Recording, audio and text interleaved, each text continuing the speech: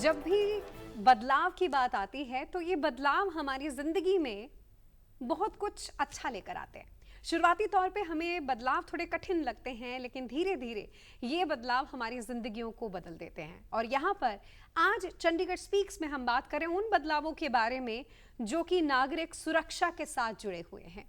नमस्कार, मैं निधि हूँ आपके साथ और आज के इस कार्यक्रम में हमारे साथ वो लोग जुड़े हुए हैं जो कि नागरिक सुरक्षा को लेकर लगातार काम करते रहे हैं, चाहे अधिकारों की बात हो, चाहे उसके एग्जीक्यूशन की बात हो, चाहे पुलिस और आम जनता के रिलेशनशिप की बात हो या फिर कानून व्यवस्था की बात हो। आज हमारे साथ चंडीगढ़ स्पीक्स में सबसे पहले मैं वेलकम करना चाहूँगी, हमारे साथ फॉर्मर डीजीपी हरियाणा है केपी सिंह सर। सर आपका बहुत बहुत वेलकम है चंडीगढ़ स्पीक्स में। हमारे साथ आज के कार्यक्रम में हमारे दूसरे गेस्ट हैं, मैं वेलकम करना चाहूँगी दीपक बजाज जी का, जो कि एडवोकेट हैं पंजाब हरियाणा हाई कोर्ट से हमारे साथ। 1 जुलाई से कुछ ऐसा हुआ जो कि कानून व्यवस्था को भी और ज़्यादा बुलंद कर रहा है और आम जनता और पुलिस के बीच के इस रिलेशनशिप को भी थोड़ा सा और आगे बढ़ा रहा है। 1 जुलाई से ये जो नागरिक सुरक्षा को लेकर ये परिवर्तन हुए हैं, आईपीसी और सीआरपीसी के जो नामों में भी बदलाव नहीं हुआ, जो उसके अंतर्गत भी बदलाव हुए हैं, आज हम उसके बारे में बात करेंगे। और सर सबसे पहले केपी सर, मेरा सवाल आप ही से है कि ये जो बदलाव हुए हैं, क्या ये सिर्फ नामी तौर पे हुए हैं या फिर जो ब्रिटिश काल से लेकर अब तक जो इस परिवर्तन के बारे में हम कब से एक्सपेक्ट कर रहे थे, ये बदलाव अंदरूनी बदलाव भी हैं? निधि जी, इन कानूनों के नाम ही नहीं बदले गए हैं, इन कानूनों की आत्मा भी बदली गई है जी।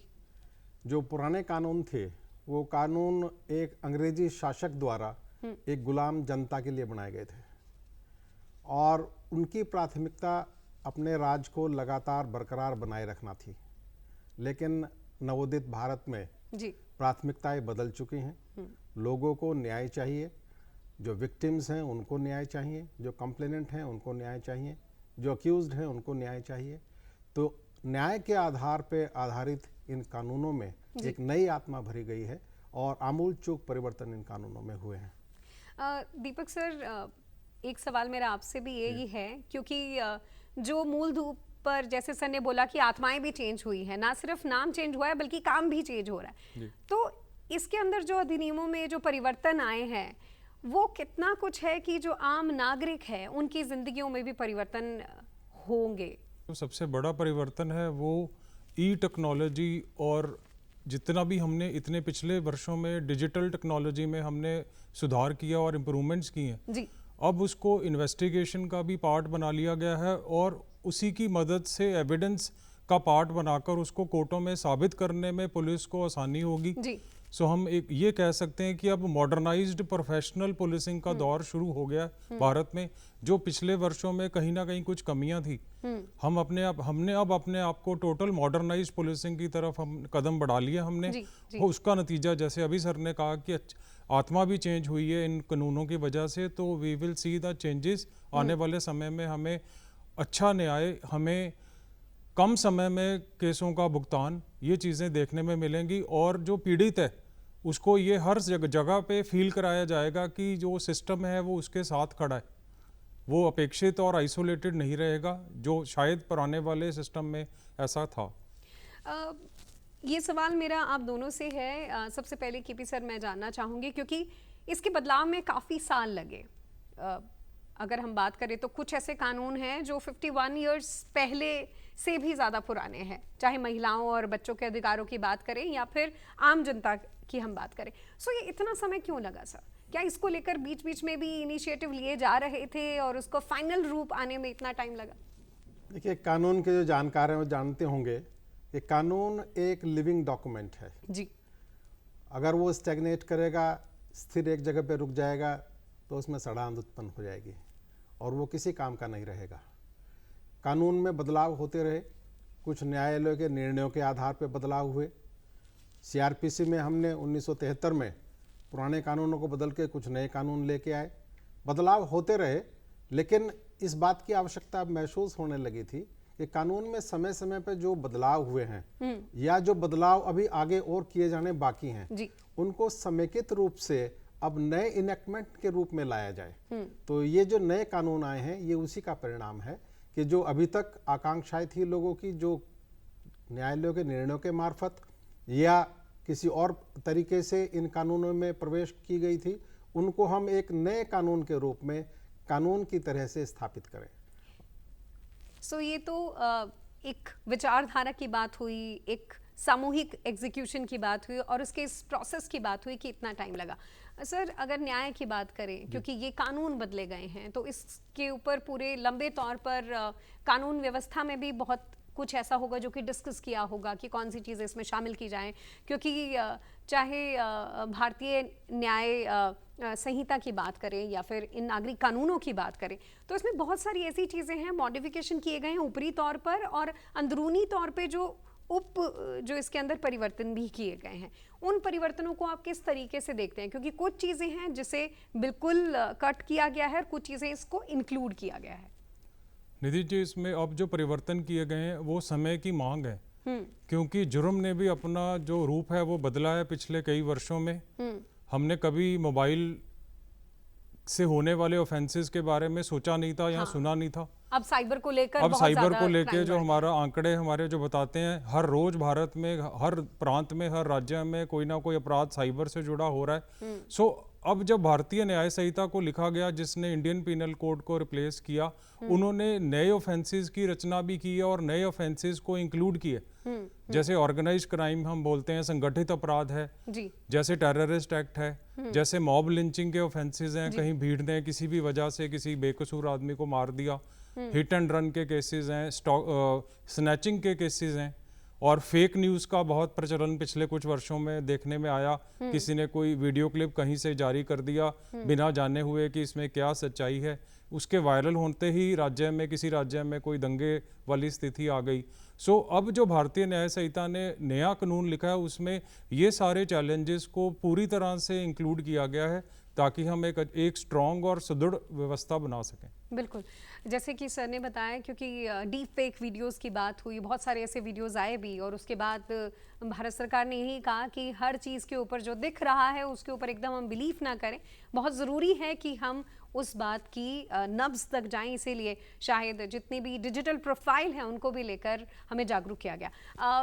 केपी सर, मेरा सवाल आपसे ये है, क्योंकि बहुत से ऐसे अधिकारों में जो अभी परिवर्तन की बात की गई है, कानून की परिवर्तन की बात की है, उसमें इंक्लूड हुआ है ऑडियो वीडियो, जो हम FIR रजिस्टर कराने की बात है कि ऑडियो के ज़रिए भी रजिस्टर करा सकते हैं। सो उसके बारे में आप क्या अवेयरनेस स्प्रेड करना चाहेंगे और इसका क्या बेनिफिट होगा नागरिकों को? निधि जी, अगर मुझे कोई पूछे कि भारतीय नागरिक सुरक्षा संहिता या CRPC जी, उसमें अगर एक कोई अकेला क्रांतिकारी परिवर्तन है जी, तो वो यही परिवर्तन है जो आप बता रही हैं जी, क्योंकि मुझे भी लगता है कि आम लोगों के लिए बहुत कन्वीनियंट हो जाएगा। I think it's a bridge between police and common man, easily approachable. बिल्कुल, ये नागरिकों को न्याय सुलभ हो, शीघ्र मिले, उसी की अवधारणा का प्रतिबिंब है। अब ये प्रावधान किया गया है कि कोई भी नागरिक इलेक्ट्रॉनिक माध्यम में ईमेल हो सकती है, व्हाट्सएप हो सकती है, फैक्स हो सकती है, टेलीफोन हो सकता है, कोई और माध्यम भी हो सकता है, सूचना दे के अपनी FIR पूरे प्रदेश में, पूरे देश में किसी भी थाने में दर्ज करा सकता है। पहले अपने ही पुलिस स्टेशन में जाके आपको FIR दर्ज करानी होती थी जहाँ पे वो घटना घटित हुई होती थी, लेकिन अब इन दोनों अवधारणाओं को बदल के ये संभव कर दिया गया है कि इलेक्ट्रॉनिक माध्यम से और कहीं भी आप वो FIR दर्ज करा सकते हैं। दूसरा, इसमें जो इम्पोर्टेंट नागरिकों के अधिकारों की सुरक्षा करते हुए कानून है वो ये है कि विक्टिम को उस FIR की कॉपी फ्री ऑफ कॉस्ट मिलेगी। पहले विक्टिम हमारी अवधारणा में कहीं भी नहीं था, अब विक्टिम को उसकी कॉपी मिलेगी। अब नागरिकों को इस बात की चिंता नहीं करनी है कि उनकी FIR थानेदार दर्ज करेगा या नहीं करेगा, वो घर बैठे इलेक्ट्रॉनिक माध्यम से थाने की ईमेल पे या थाने के मोबाइल नंबर पे अपना मैसेज देंगे, उनकी FIR निश्चित रूप से दर्ज की जाएगी जी। सो बहुत कुछ ऐसा है जो कि आम जनता के लिए फ्रेंडली भी है, इजी भी है और कानून व्यवस्था के साथ उन्हें जोड़ भी रहा है। सर, ये सवाल मैं आपसे भी आगे पूछूंगी, लेकिन अभी मुझे ऐसा लगता है कि केपी सर ने जो ये बात अवेयरनेस स्प्रेड की, उसके साथ साथ जुड़े हुए हमारे कुछ सवाल आ चुके हैं। हमारे साथ जो कानून पढ़ रहे हैं, लॉ पढ़ रहे हैं, वो स्टूडेंट को जुड़े हुए हैं। वो इस बदलाव के बारे में, ये संशोधन के बारे में, जो 3 कानून के अंदर ये जो परिवर्तन आया है, उसके बारे में उनकी क्या सोच है और क्या सवाल है, ये इन्हीं से जानते हैं। तो 3 नए कानून सरकार ने अब लागू किए हैं। सरकार का दावा है कि उनके माध्यम से हर एक नागरिक के संवैधानिक अधिकार जो हैं वो मजबूत किए जाएंगे और न्याय करने की अवधि भी कम हो जाएगी, जिससे कि मिनिमम 3 साल के पीरियड में हर एक आदमी को उसका न्याय मिल जाएगा। जहाँ तक 3 नए कानूनों की बात है, हमको लगता है कि इन 3 नए कानूनों की आत्मा, शरीर और भावना तीनों ही भारतीय हैं। भारत का संविधान जो बात करता है वह न्याय की बात करता है, social justice, political justice, economic justice. परंतु हमने देखा जो इंडियन पिनल कोड 1860 का था वह बात करता था दंड देने की।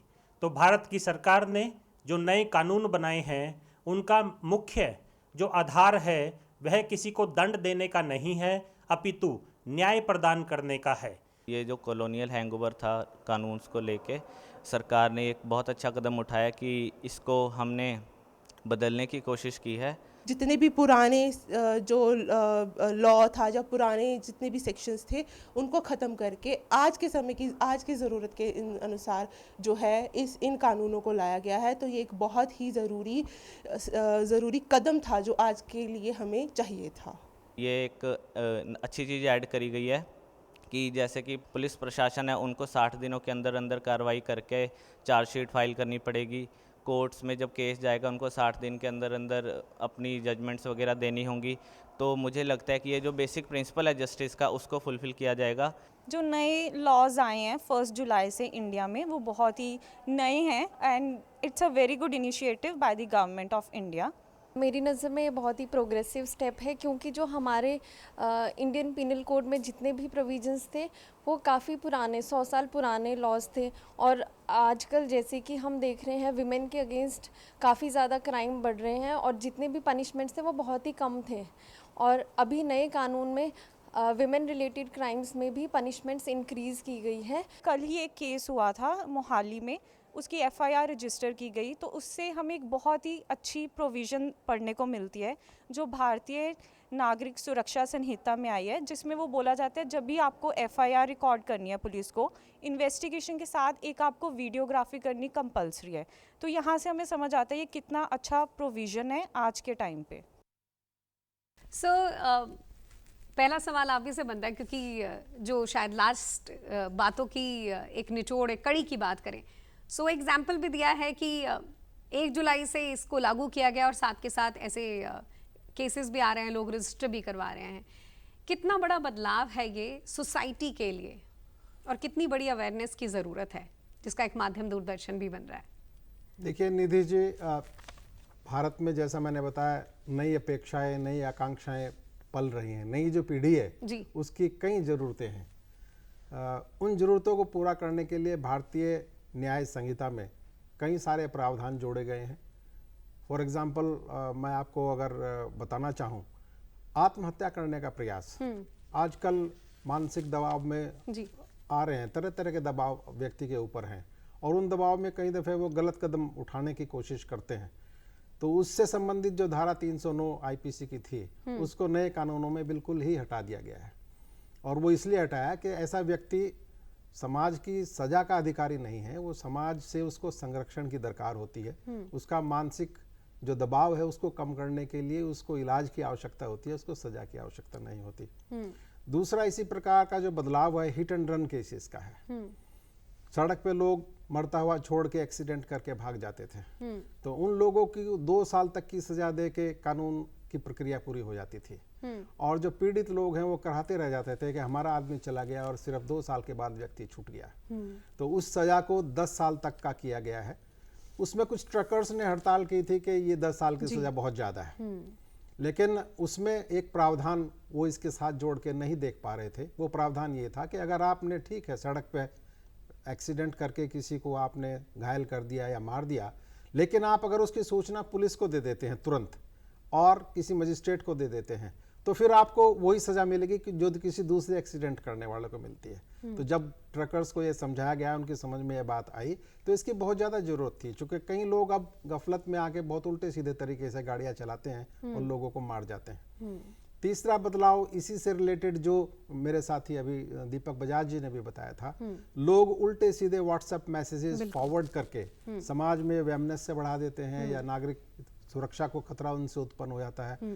लोगों को ये कानून और जिम्मेवार बनाएगा कि अगर आप कोई चीज़ सोशल मीडिया पे फॉरवर्ड कर रहे हैं तो उसमें अपनी जिम्मेवारी बरतें, अपनी सावधानी बरतें। इसके अतिरिक्त एक दूसरी चीज़ जिसको हम नहीं देख पा रहे हैं इन नए कानूनों में, वो है देश की सुरक्षा से जुड़ा हुआ प्रश्न। देश में विदेश में बैठे हुए कई आतंकवादी, कई गलत किस्म के लोग भारत में आतंकवाद को बढ़ावा देते हैं, प्रोत्साहित करते हैं। मैं नाम किसी का नहीं लेंगा, लेकिन कनाडा, अमेरिका और यूके में इस किस्म के बहुत सारे लोग बैठे हुए हैं। अब ये संभव हो गया है कि उनके खिलाफ हिंदुस्तान में एफआईआर दर्ज की जा सकती है। हिंदुस्तान में वो चाहे ना आए, उनकी अनुपस्थिति में उनके खिलाफ मुकदमा चलाया जा सकता है, उनको सजा दी जा सकती है और उनको कन्विक्ट का टैग दिया जा सकता है। उससे फ़ायदा ये होगा कि बाहर विदेश में उनको असाइलम मिलने में आसानी नहीं होगी, क्योंकि वे भारत के कन्विक्ट हैं। जो वो प्ली लेते थे पहले कि उनको राजनीतिक रूप से प्रोसिक्यूट किया जा रहा है और उनको असाइलम दी जाए, वो प्ली अब नहीं ले पाएंगे, क्योंकि वो न्यायालय द्वारा दोषी करार दिए गए व्यक्ति हो सकते हैं। तो ये नेशनल सिक्योरिटी से जुड़े हुए सवाल भी इन कानूनों में बहुत अच्छे तरीके से समायोजित किए गए हैं। ना सिर्फ देश की सीमाएं बल्कि देश के नागरिकों के अधिकार और बहुत कुछ ऐसा है जो कि हमें अवेयरनेस के साथ जोड़ रहा है।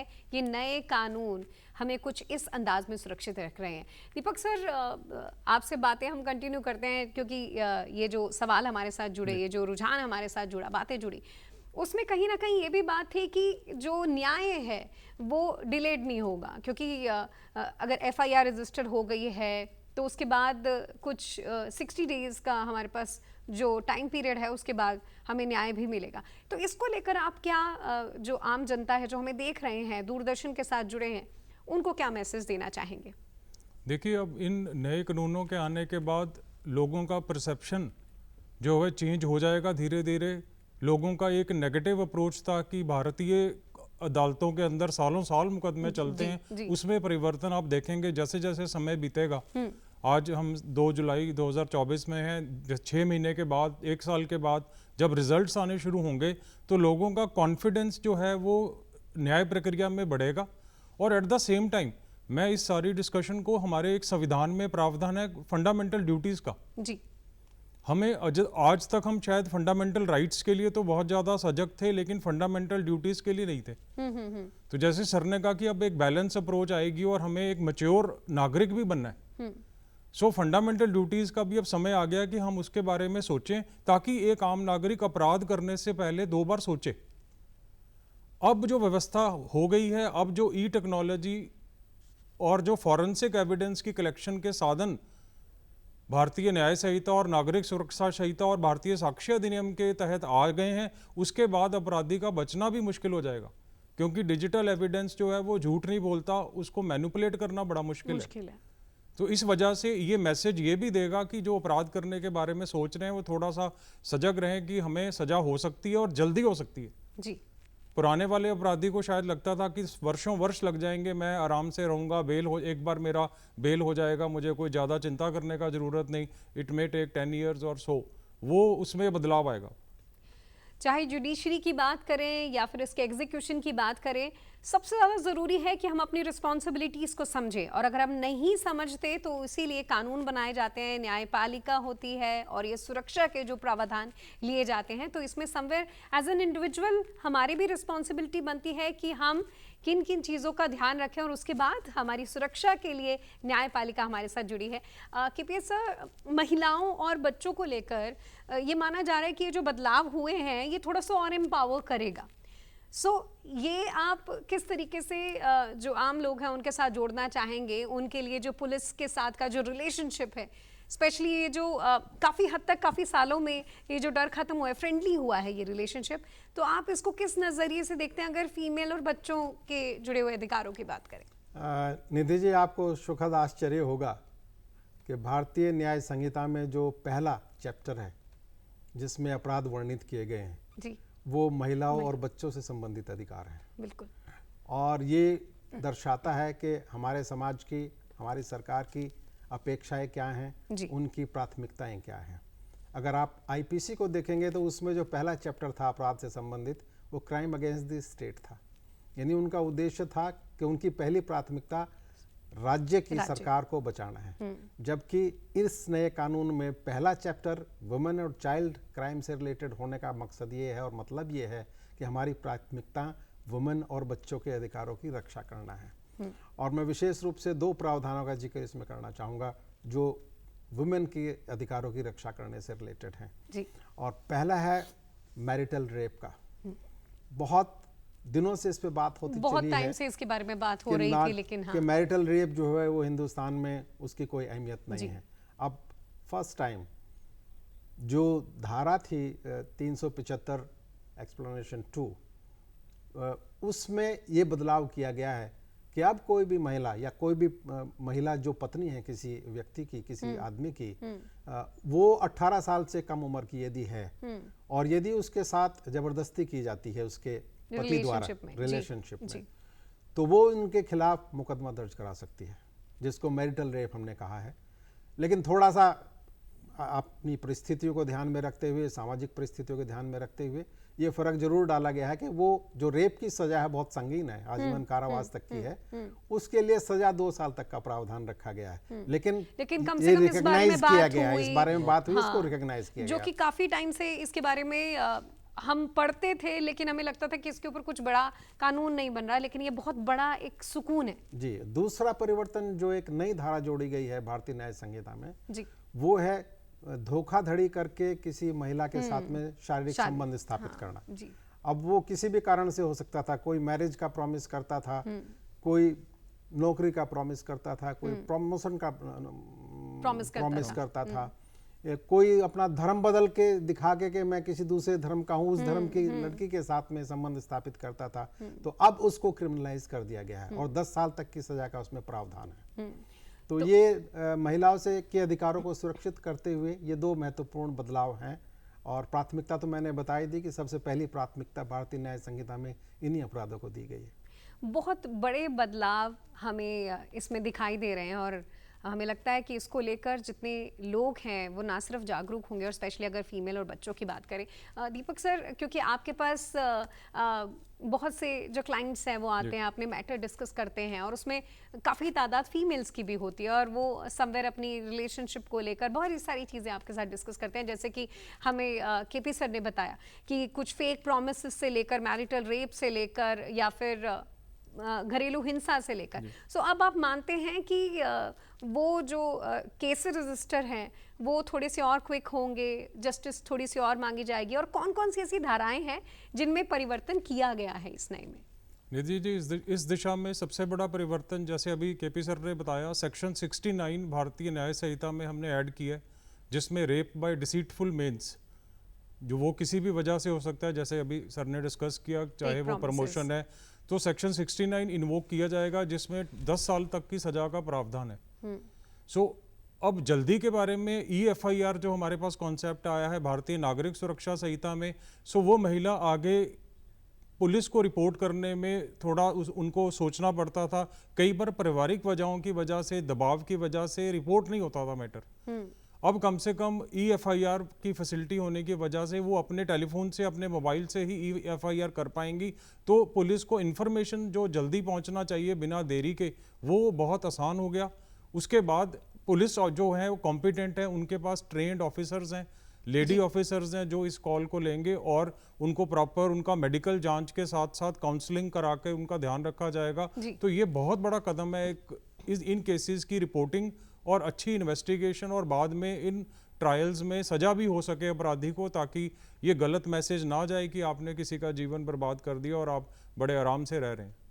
ये हमें एम्पावर कर रहा है, हमें आज़ादी दे रहा है, हमारे चेहरे की मुस्कुराहटों को बढ़ा रहा है और हमारी टेंशन स्ट्रेस से हमें दूर कर रहा है। सर, एक और चीज़ है, बहुत जब मैं पढ़ रही थी तो स्पेशली जो कुछ छोटे अपराध हैं जो 5,000 से कम की चोरी के या फिर हुड़दंग मचाने के या जिन्हें छोटे अपराध कहा जाता है, बाकी आप इसके बारे में अच्छे से हमें बताएंगे, उन छोटे अपराधों को लेकर कुछ उसमें 6 अपराध जोड़े गए हैं और उसमें मेन सज़ा नहीं होगी, उन्हें सामुदायिक सेवाओं के साथ जोड़ा जाएगा।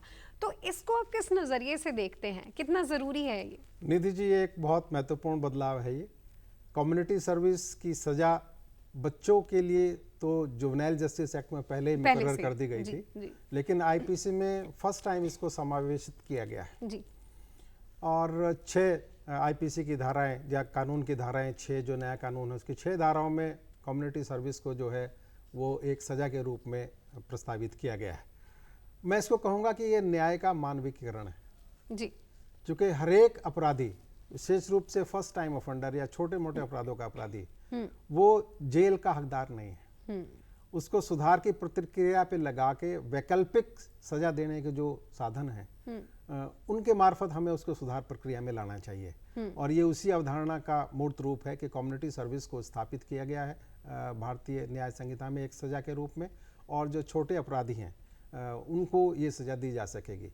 मेरा तो बल्कि ये मानना है कि 6 अपराध छोटे मोटे बहुत कम है, ये और अधिक छोटे मोटे जो अपराध हैं उनकी संख्या बढ़ानी चाहिए, उनकी संख्या इसमें बढ़ाई जानी चाहिए ताकि अधिक से अधिक फर्स्ट टाइम ऑफेंडर हैं जो गलती से जिनके साथ कोई कानून की अवहेलना हो गई है, उनको इसके दायरे में लाके और न्याय का मानवीकरण किया जाए। क्योंकि बेसिकली इसके पीछे की सोच यही है कि उनको दंड इतना ना दिया जाए कि वो और कठोर अपराधी बन जाएं, बल्कि कोशिश ये होगी कि वो अपराध की ये जो टेंडेंसी है, जो सोच है, उससे दूर जाएं और कम्युनिटी सर्विसेज के साथ जुड़कर एक अच्छे नागरिक बने।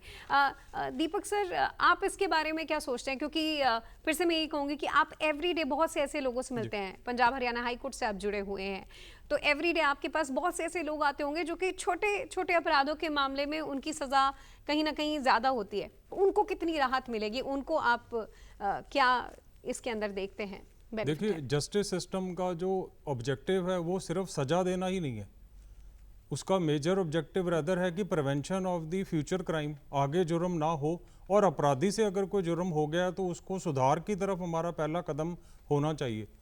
कम्युनिटी सर्विस का जो अब प्रावधान रखा गया है सज़ा का, कम सज़ा का 6 ऑफेंसेस में, उसका वजह और सोच यही है कि उनको सुधारा भी जा सके, एट द सेम टाइम उनको एजुकेट किया जा सके कि वो दोबारा वो क्राइम रिपीट ना करें, साथ में समाज का भी भला हो जाए। कम्युनिटी सर्विस की सज़ा के तौर पे रखा गया जैसे वृक्ष लगाना। अब मजिस्ट्रेट साहब ये सज़ा दे पाएंगे कि आप किसी भी अपराधी को जिसको कम्युनिटी सर्विस की सज़ा हो रही है वो जेल में ना भेजकर उसको ये सज़ा दी जाएगी कि आपने 15 या 20 वृक्ष लगाने हैं और उसको इंश्योर करना है कि उनका देखभाल की जा रही है और वो पेड़ फल फूलें।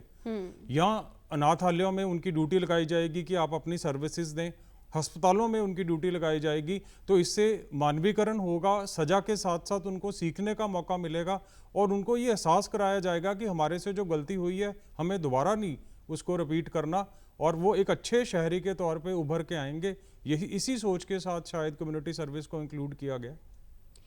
बहुत कुछ ऐसा है जिसे समझना ज़रूरी है ज़िंदगियों में अडॉप्ट करने के लिए, ताकि उस तरीके से हम उसे अपनी लाइफ में एग्जीक्यूट भी कर पाएँ। इसके लिए ज़रूरी है हम अपने न्यायपालिका में विश्वास रखें, अपने देश की सुरक्षा के साथ जुड़ें। एज एन इंडिविजुअल हम अपनी रिस्पॉन्सिबिलिटी समझें कि हम जो कंटेंट पढ़ रहे हैं, वो शेयर कर रहे हैं, उसमें हमें किन किन चीज़ों का ख्याल रखनी है। महिलाएं और बच्चे अपने अधिकारों के बारे में अवेयर रहें। 1 जुलाई से जो ये नए कानूनों के साथ हम जुड़े हैं, जिसमें ये बदलाव हुए हैं, उससे जुड़ी हुई आज हमने एक कड़ी के साथ आपको जुड़ा, और ये कड़ियाँ आगे जुड़ती रहेंगी, बढ़ती रहेंगी, ताकि मैं और आप इसको लेकर और ज़्यादा अवेयर हों, ज़्यादा पॉजिटिविटी स्प्रेड हो, ज़्यादा विश्वास जुड़े हमारा अपनी न्यायपालिका के साथ। आज हमारे साथ हमारे प्रमुख गेस्ट जुड़े, जिसमें मैं धन्यवाद करना चाहूँगी केपी सिंह सर का, जो कि फॉर्मर डीजीपी है हरियाणा पुलिस। हमारे साथ एडवोकेट